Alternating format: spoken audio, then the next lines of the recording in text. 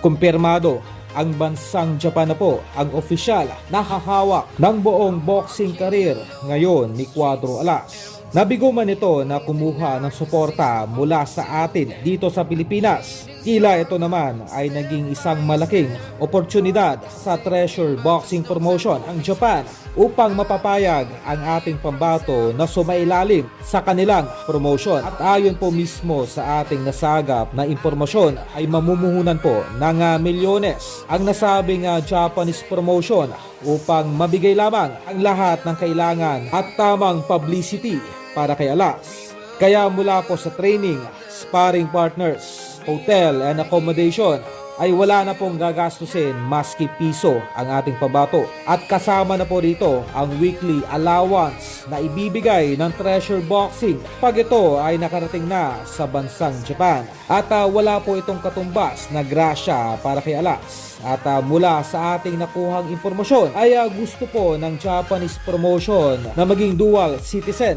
ang ating pabato. Kumbaga, kung magkataon na ito ay matutupad, ay hindi lamang ang Pilipinas ang irerepresenta ng ating pabato tuwing may laban ito, kundi pati na rin ang bansang Japan. At posible lamang ito kung maglalagay ng ilang taon sa Japan si Alas or kung ito ay magkakapamilya doon. Ganun pa man, sa huli ay si Cuadro Alas pa rin ang magpapasya kung dalawang bandila na nga ba ang itataas nito tuwing lalaban. Open arms po siya natatanggapin doon at libre po lahat yon.